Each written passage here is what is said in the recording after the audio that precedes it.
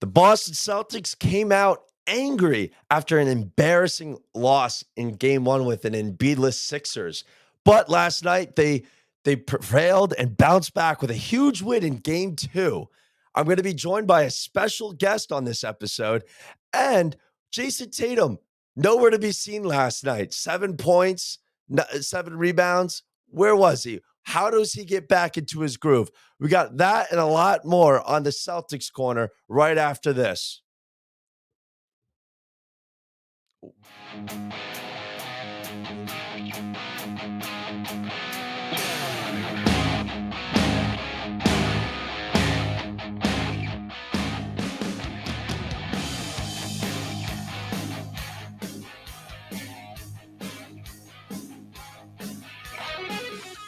And we are back. Welcome back to the Celtics Corner.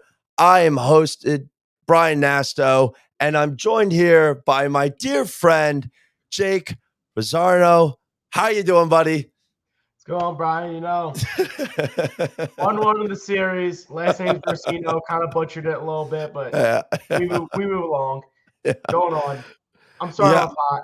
Did not expect to win any games in Boston. The fact that we won game one, I'm okay with. I agree. Honestly, if you really think about it, Celtics beat themselves up on game one. I mean, I'll give credit when credit's due. James Harden, he bring out Houston Rockets vintage James Harden. He played an amazing game, but that brings up a lot of questions for the Sixers, for your Sixers, because the dynamic of the team is completely different when Embiid is off the court.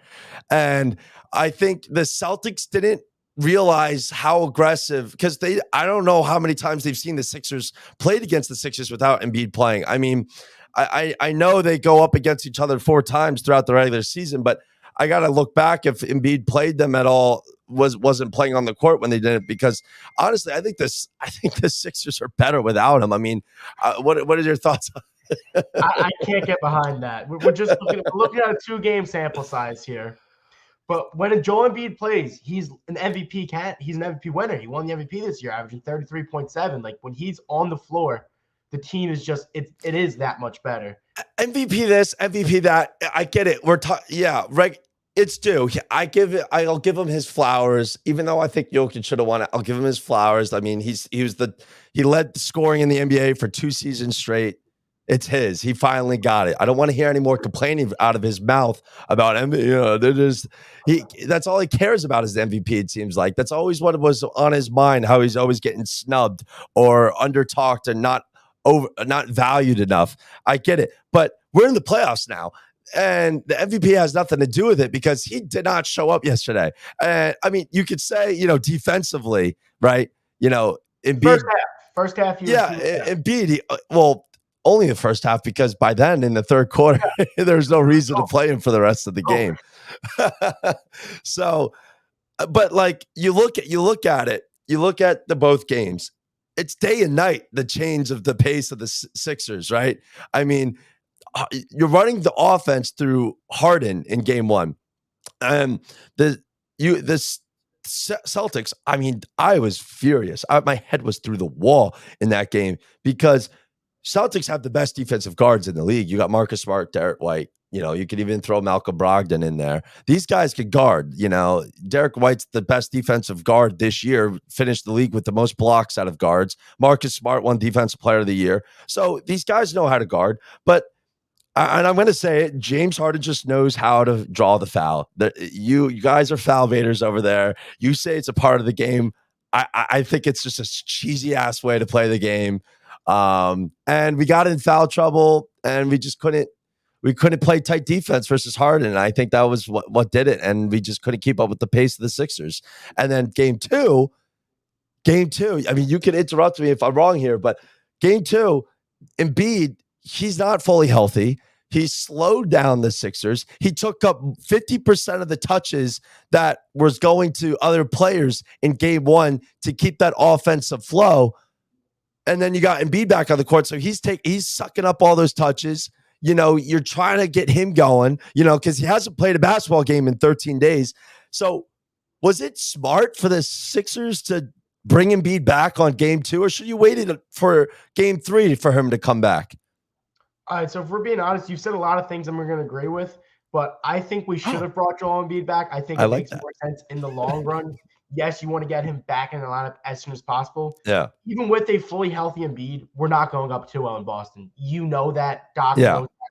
You're going to lose that game. So getting him out there, at least getting him, back with the groove, everything, getting him back in the mix, say, hey, this is how we're going to run the offense now. Because, yes, in game 1, when James Harden was the offense running through him, he got confident. He got confident early, and he was just feed the hot hand every time. He was shooting 1,000 times from the field. You give him that many times. Yeah, he's going to hit clutch shots here and there. Obviously, hit the game winner at the end, put the entire team on his back.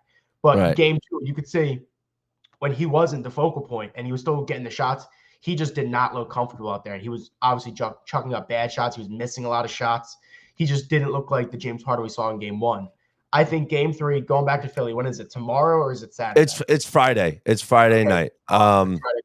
Yeah, it's tomorrow. So going back to Philly, it's gonna be a whole different team. It's the same players, but it's a different scheme. It's players being more comfortable. It's Joel Embiid, getting back in the move. You haven't played a game in 13 days. You're gonna be rusty. Right. Yeah. I mean, the problem is for the Sixers is now that you have Embiid back on the court. One, he's not fully healthy. He's got that heavy ass brace around his knee. Okay, so I think that's already your team is handicapped with him on the court. Even though he is your best player, MVP, he's going to have to find the offense somewhere else. He can't put it on himself, and that's if I'm Doc Rivers, I'm going to have a chit chat with Embiid and Harden, and we'll throw Maxey in there since he's your third guy. You run the offense through Harden and Maxey. Have Embiid be a decoy, set the screens, throw the passes, get the rebounds. But if Maxey and Harden made the Celtics look like a joke on game 1, right? I mean, that should have been an easy 15-point, 20-point blowout with, you thinking Embiid's not playing. That's an easy win. And the exact opposite happens. And then game 2, we take you guys to town and win 34 points. So I think you're right. I mean, they tried to go for the kill shot. I think the Sixers were trying to go for the kill shot in game 2, trying to get a 2-0 lead heading back to Philly, which would have been really, really bad. I'm glad we're not sitting here today talking about that because I would be slamming my head through a wall. There's a lot of game left, but the main issue of concern and the reason why the Celtics only shot 23s in game 1, they shot 50 in game 2, and they went 20 for 50 from deep in game 2. And the reason behind that is because Embiid's down in the paint. Al Horford was open all game long, and he had the worst shooting performance of his life. He went 1 for 8 from 3. Yeah. That's not Al Horford. Al Horford has the best 3-point shooting percentage as a center in the league. He knows how to shoot those, and he was wide open the whole entire game. So I'm glad he went 1 for 8 because he took every shot he could get. I mean, he was open, right?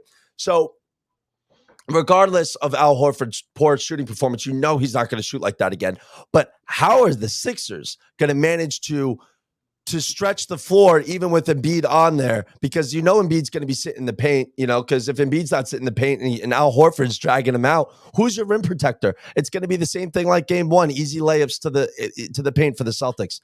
So Paul Reed's playing amazing, coming off the bench for you guys. Played really well these 2 games. I've been a fan of B-ball, Paul. He's got a great story. Coming out of the G League. He's never really stepped up to be that role where everyone thought like when he's coming out. G League MVP, but he's played a vital role for our defense, not just in the paint, but also offensive tempo. B-ball, Paul, he's not Joel Embiid. He doesn't have the bag Joel Embiid does, but he can get down low and he can give you buckets.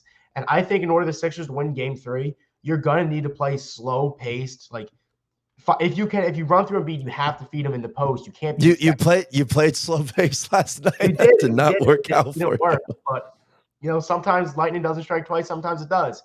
Try it again. Joel Embiid, he can play anywhere. If he's setting the tempo, we're getting a slow grit and grinded game. Celtics attempted how many shots last night? 92 field goal attempts. you can't allow that every game. That's a lot of shots. So if you're the Sixers, you got to think, okay, we have to slow this game down, get the pace back in our favor, feed off the crowd. Talking about foul baiting, James Harden went to the line twice in game 1. Game 2, how many times did he go to the line? What? 5 times? So it's not even like he's going there 40 times a night. Like, but there was a point in the game where they scored 1 point in a matter of 4, 5, 6 minutes in the third quarter because they couldn't get a single field goal in. They relied too much on the free throws. They're driving to the plate for these silly ass fouls, trying to draw them, and they're not getting them. And they're like, no. Play basketball. Play basketball. I mean, unfortunately, Maxey, your little Maxey guy got in foul trouble, but so did Tatum. So there's no excuses. Imagine what the score would have been if Tatum didn't have 4 fouls on him. Guess we'll never know. Our best player didn't even get going in this game. He had 7 points the whole entire game, and we still beat you by 34 points. Your best player?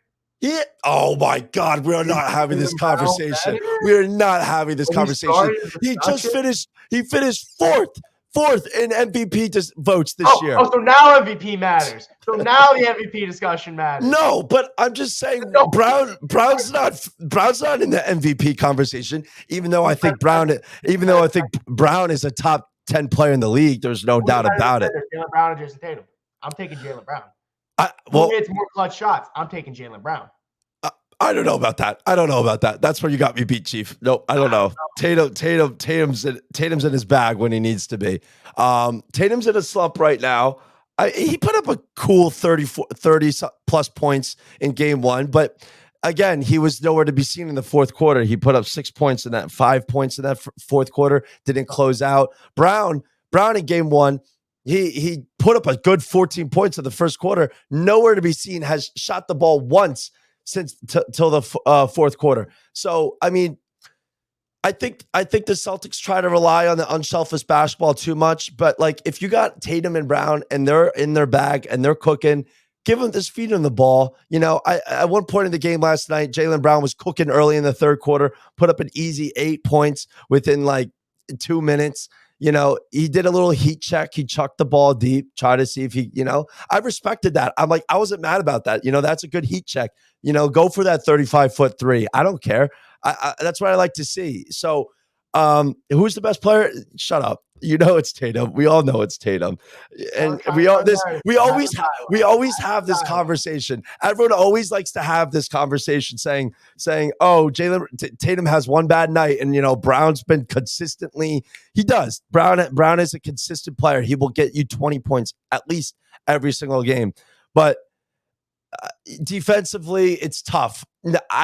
Brown is good versus the guards. Tatum, though, you're comparing forward to a shooting guard player.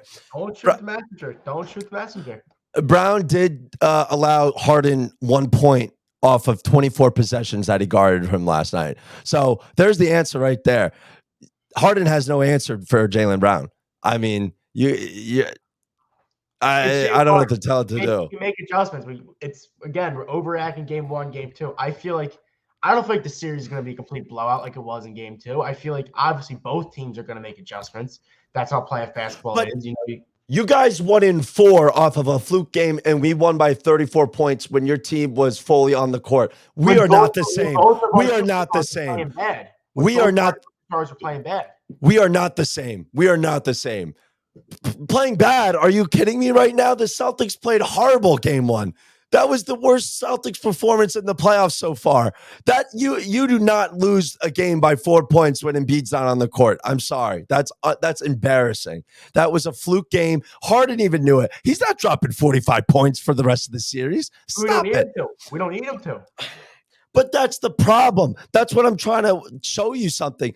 Are the Sixers better when Embiid is not on the court? No, and the answer is yes. Harden isn't dropping 45 Embiids off the court.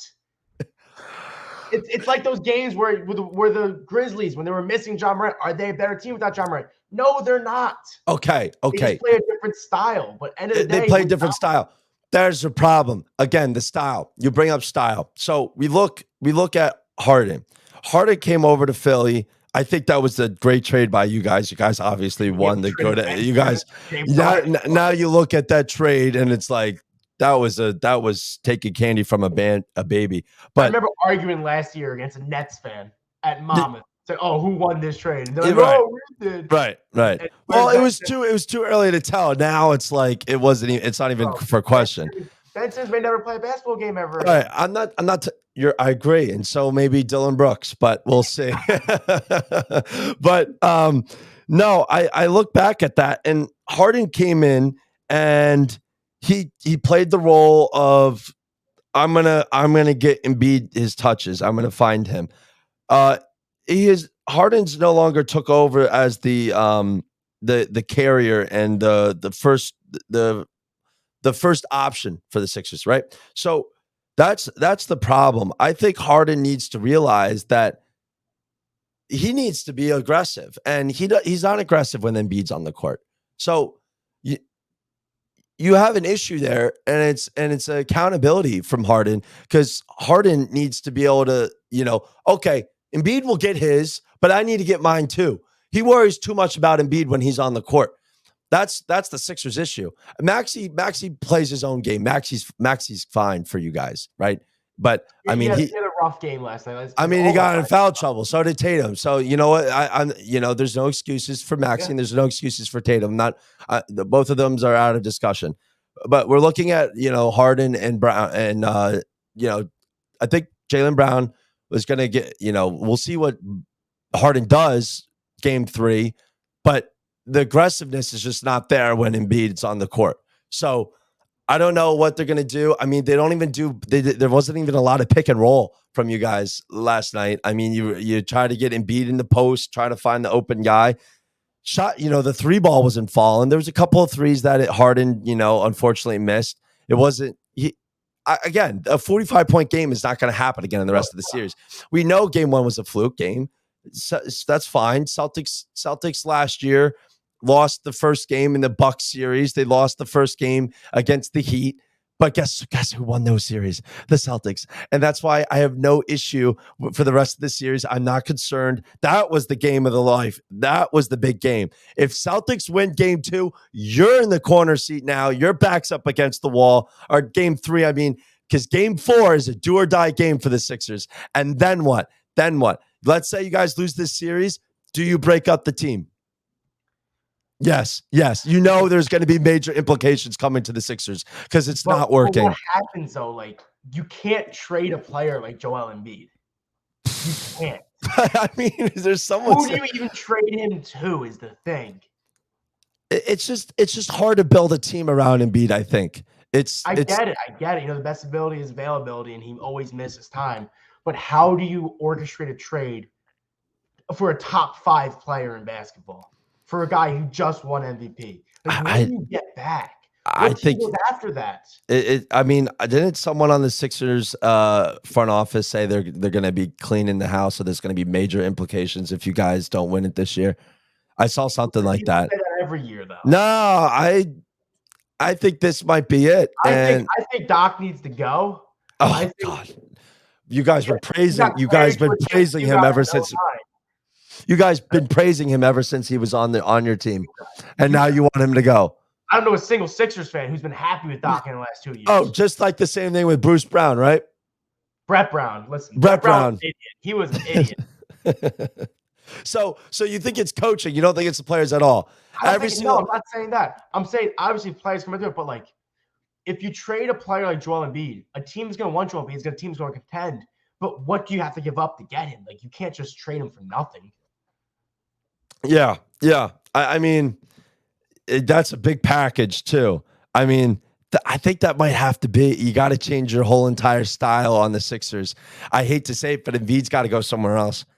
I don't know if it works. It doesn't work. It really doesn't. Because I'm going to continue to say it. I'll say it for the 5th time on this podcast. The Sixers are better when Embiid is not on the court. They play a faster pace of basketball. The team gets its touches. You don't rely on Embiid putting the ball up every single possession. That is your problem. Embiid doesn't know how to pass first. He doesn't play pass first basketball. He likes to do it himself. So be it. You just better hope you're going to the line. If you're not, you're losing the game. All right, bro. What? All right. Let me. What do you? How do you think the rest of the series is going to play out? How does so? I think the Sixers win at least one in Philly, at least. I It's think going to there's be no tough to win two. It's going to be tough to win two. It's gonna be tough to win two regardless. I think this is still gonna be a very good series. Obviously, the Celtics have the Sixers number. You've had our number for years. Well, now. hey, so I'll throw you another thing. Embiid's record versus the Celtics: 1-9 in the playoffs. 1-9. Yeah, obviously with Embiid playing, he's won one game. And one of those series when we got swept, when Ben Simmons decided to put up 1 point in a game. You're really going to blame it on Ben Simmons? You're going to blame it on Ben Simmons? Brother, he scored 1 point. Okay. When your number 2 star scores 1 point, what do you expect to happen? Okay. Joel Embiid isn't LeBron James. See, that's funny. You point your fingers at Ben Simmons, but yet last night our best player on our team put up 7 points and we beat you by 34 points. So is Ben Simmons really the issue, or is it Joel Embiid hogging up all the touches and not the whole team contributing? Because that seems to be the issue. Joel Embiid shot 9 times yesterday. You act like he had 45 field goals. Because it was a 25-point blowout by the fucking 2 minutes into the third quarter. Why would you play your best player that's basically injured for the rest of the game? You're not winning that. That's why he shot 9 times. Please. It was a mistake having him come in on game 2, and you know it. And now you're risking it because you're going into game 3. He's still not fully healthy. I don't think giving him a day off. I don't think an ice bath is going to turn him over into a healthy player overnight. You're in trouble, bud. You're in trouble. And you admit it. Sixers aren't winning this series. Go ahead. Just say it. I plead the fifth. You know what? You want to know a little fun statistic? When the last time the Sixers beat the Celtics in a playoff series? Gas was 91 cents. Reagan was our president. What else? Oh, Michael Jackson dropped his Thriller Night album. What else? Should I keep going? Actually, you know what? I think I got the stats right here. Let me keep going. I got it for you. We can keep going. We won in the second round. Well, hey, the one year was you guys in the Raptors, but Kawhi Leonard hit the shot of his life on you. Second round, still. Kawhi Leonard hit the shot of his life. So, I mean, I can't find it. That was our one chance to get out, and we still lost the second round to Kawhi Leonard on a shot that doesn't make sense to this day. Here, bookmarks. I got it right here. Oh, okay. Yep. The E.T. the famous movie E.T. was released in theaters. Ronald Reagan was president. The median family income $23,000. A gallon of gas, 91 cents. When was Michael Jackson? I probably, yeah. That's really sad. Mm-hmm. That's really sad. Yep. So I don't think Sixers fans have any right to. Yeah, 1982. 1982, even better. That's what, 41 years ago. Yep.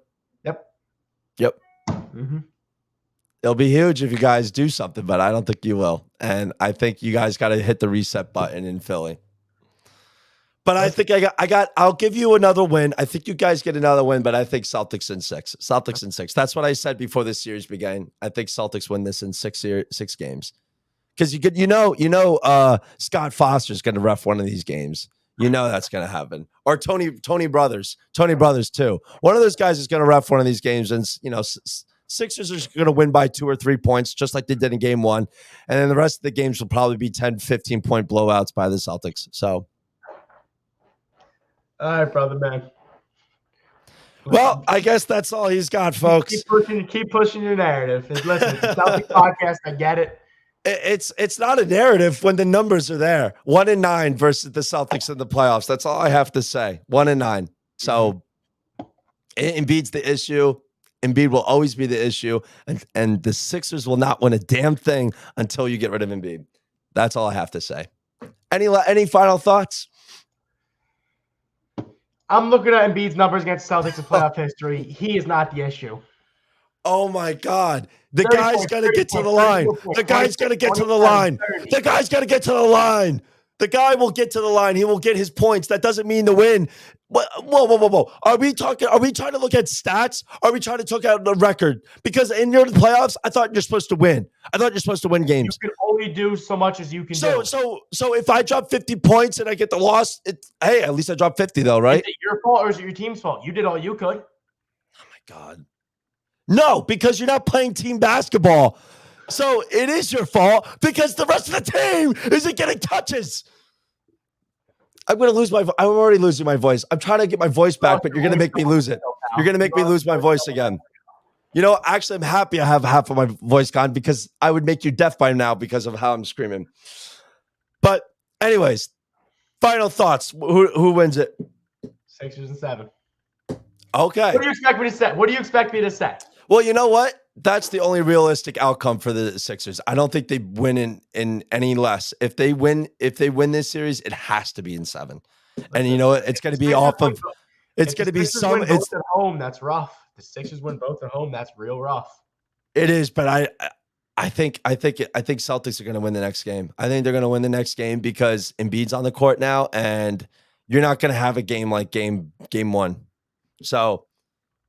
And that's going to be rough for you guys because now we got the lead back 2-1 and your back's up against the wall heading into game 4. So should be interesting how it plays out.